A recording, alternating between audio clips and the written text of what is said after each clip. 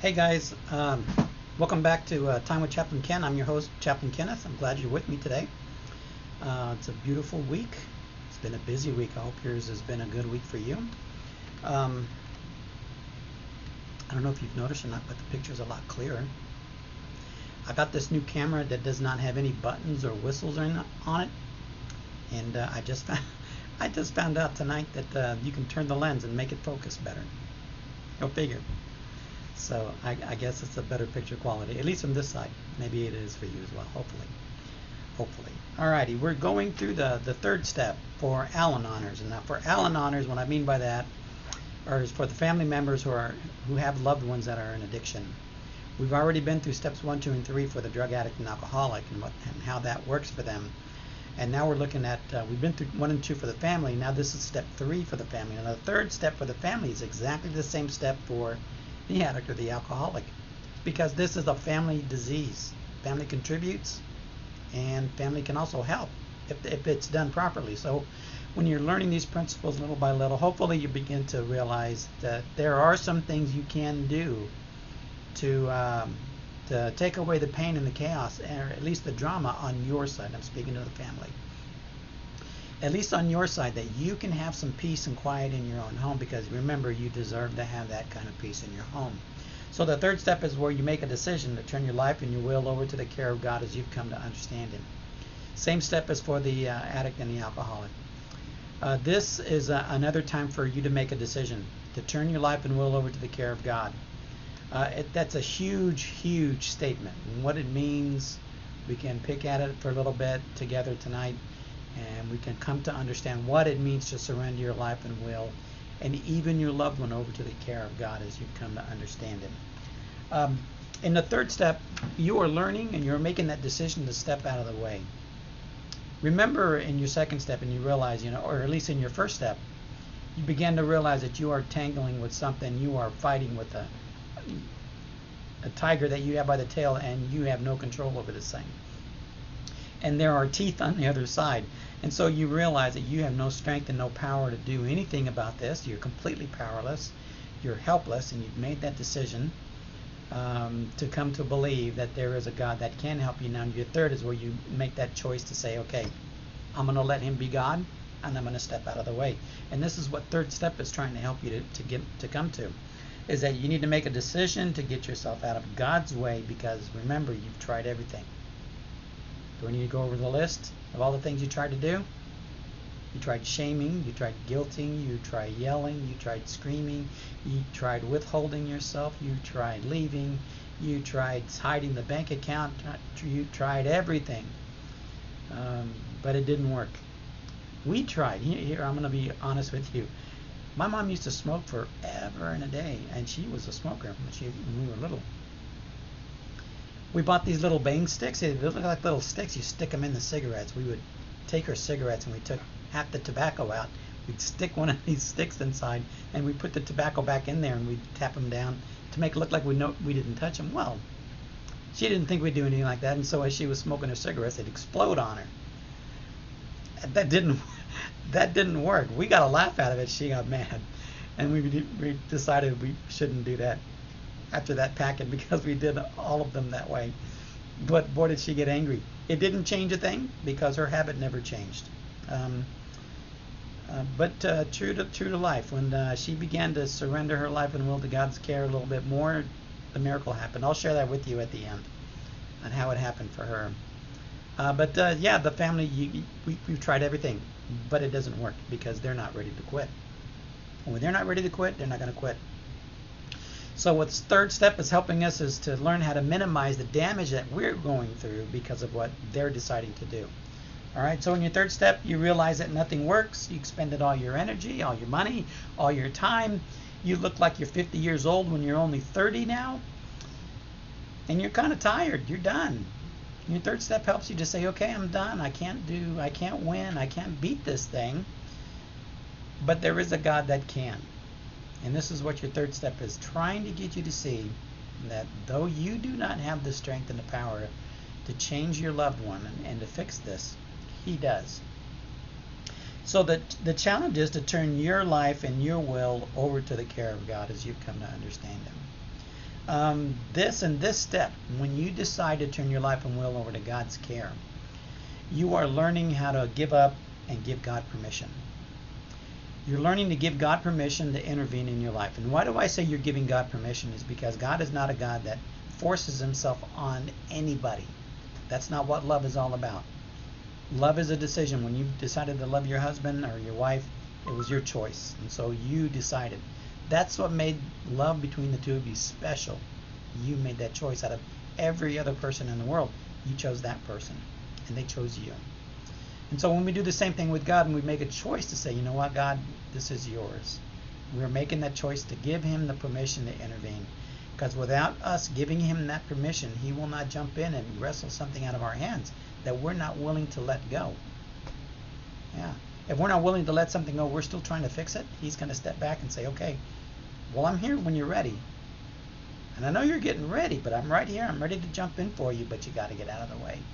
And so that's what the surrender looks like. And so when we're willing to say, I can't, but God, you can, we surrender the whole situation, everything over to his care. Remember, he's better at this than you are. So trust him. Trust him in this process that he can really do what he said he can do. This third step is challenging you to walk in another path. All right, it's challenging you to say, you know what, the path that I've been on is not working. I got to do something different, and so I'm going to give God a chance. And I know you're trying something new. This is why the Al-Anon groups are so important. This is why having your support groups is so vital, because then you're not doing this alone. They have already done this, and they can help you walk through this. It is one of the most difficult things, even for a Christian. Let me put it that way.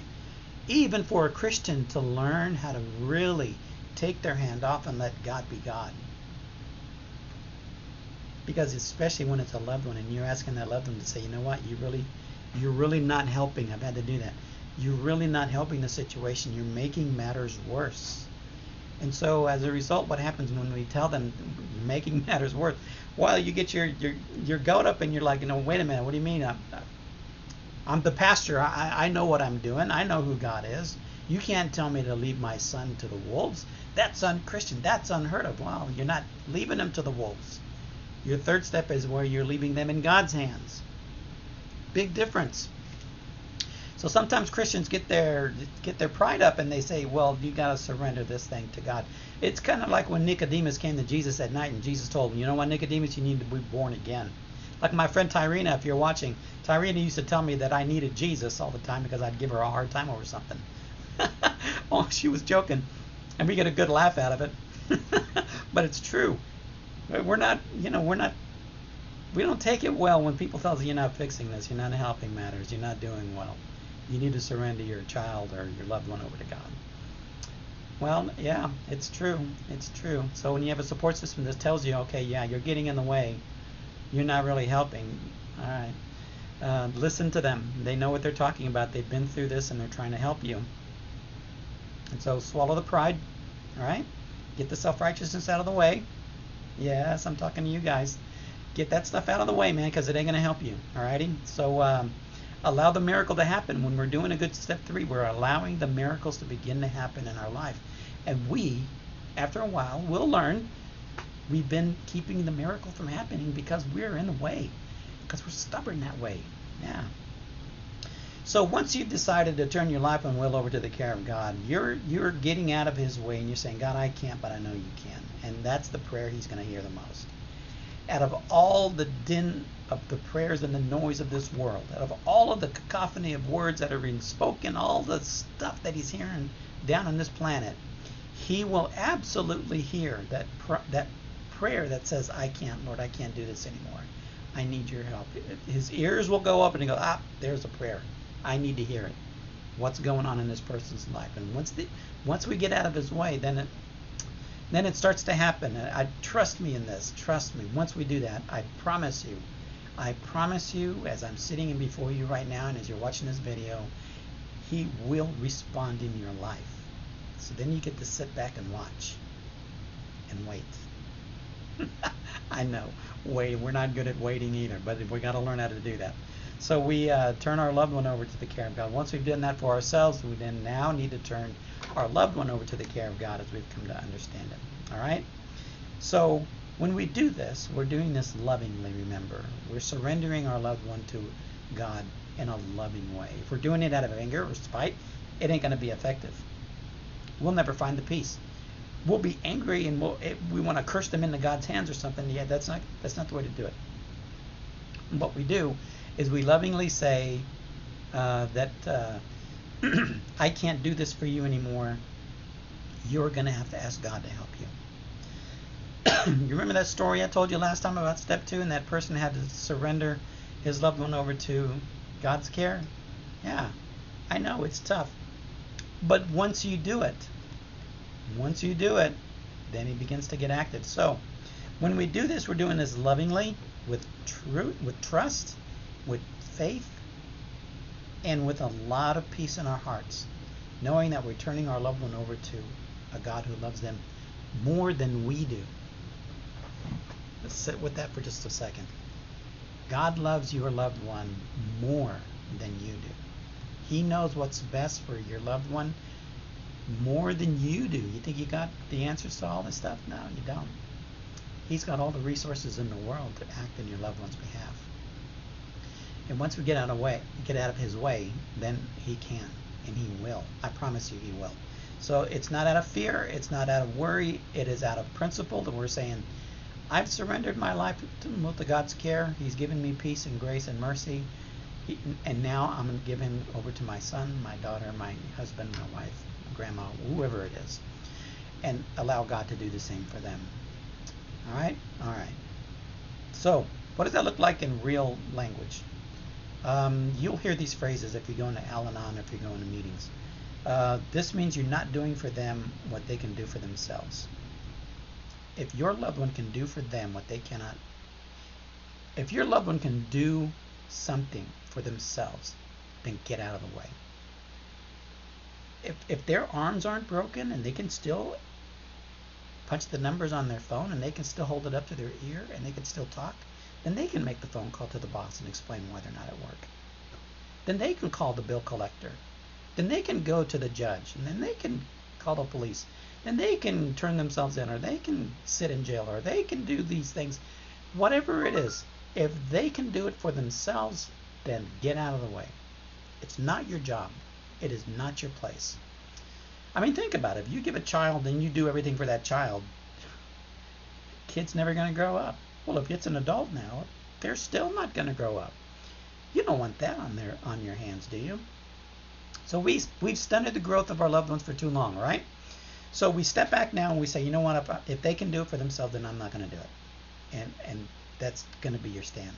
Remember, not out of anger, but out of principle, out of love.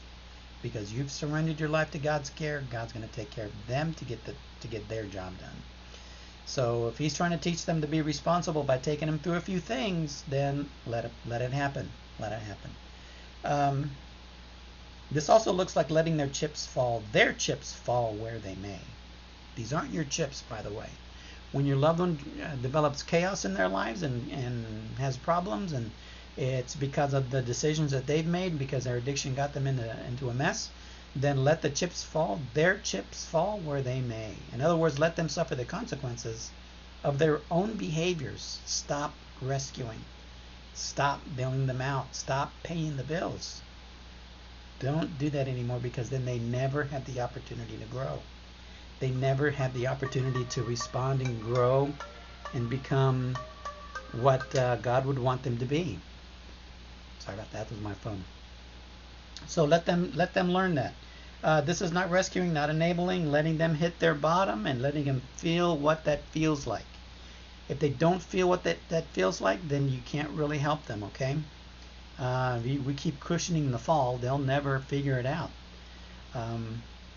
That will motivate them to change when they finally start hitting their bottom and start living and facing their own consequences, facing their own choices, facing their own drama that they're creating for themselves. Let them stew in it for a while. You've done it long enough. Remember, back out and let God be God, and don't be, remove yourself from that party. All right.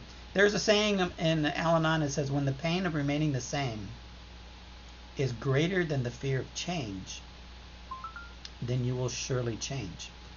Did you get that? When the pain of remaining the same, when the addict or the alcoholic has to suffer the consequences of their addiction on their own, when the pain of staying that way is greater than the fear of changing, then they'll change.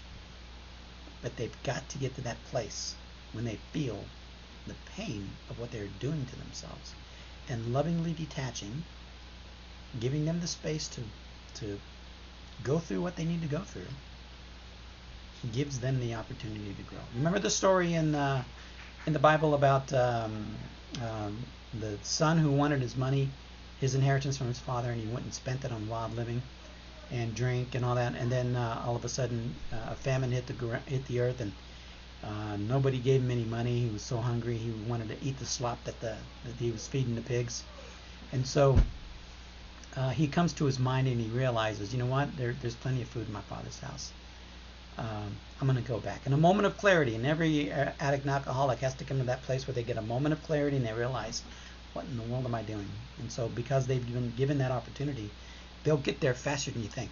Trust me. And so they'll feel that bottom and they'll say, I don't like this. I need to change. And so when they get there and we allow that to happen, then you're in a good spot. And this is what the third step helps you to do. This is when you get out of the way and let God be God and let God take them through that moment. That prodigal son had to go down that path before he opened his eyes and realized the love that his father had for him. So he goes back home. You know the story. He goes back home and he gets full grace and reception from God, his father, and mercy and forgiveness, and everything is beautiful after that, except with the older brother. But that's another sermon altogether.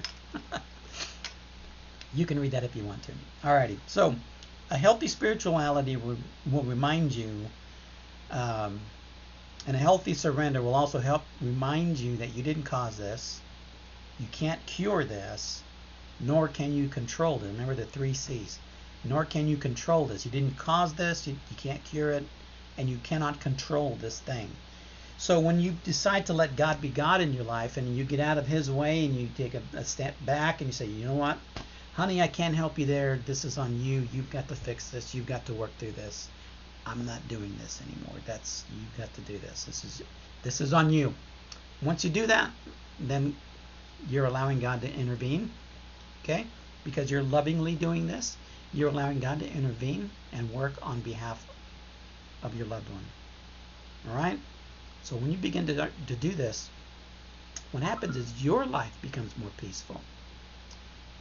Because now you're not jumping into the drama anymore. Now you're stepping back and realizing, you know what, I can have peace while they're in chaos.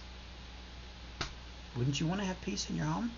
So you got to start setting these boundaries. You got to start setting these limits and knowing when to say no and knowing when to step back by using some of these principles we just went over and letting God work in all of the funk that your loved one is causing in their own life and even in your own experience. Now, once they get there, and again, you both get on the same page and you work these steps together, steps 1, 2, and 3, it starts to work like a symphony. It's a beautiful thing when both of you guys are healthy.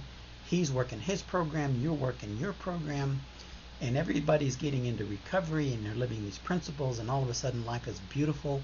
It's changed because God is now a part of it all, and you're realizing, wow, I should have done this 100 years ago.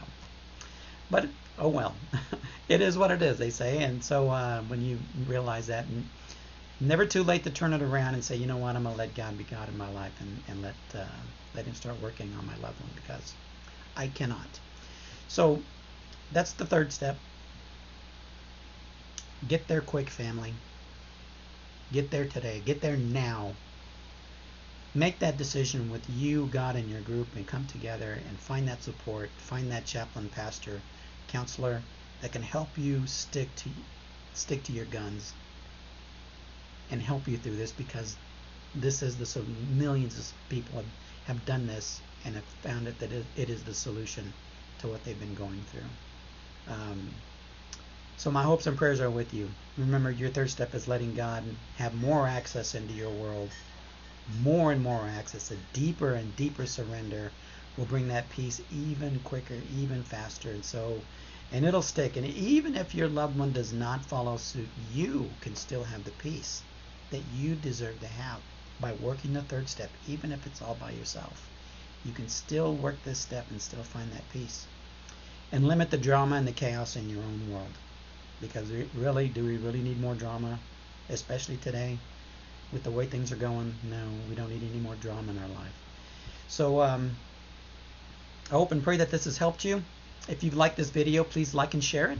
Subscribe if you're watching this on YouTube. And if you're not, why aren't you? Now go there and subscribe, and it'll ring the little bell button, and it'll tell you when I'm doing another one. Usually I'm doing these on Friday nights. Who knows, maybe in the future I'll do more and more. But you can also find me on Facebook under the same title, Time with Chaplain Ken.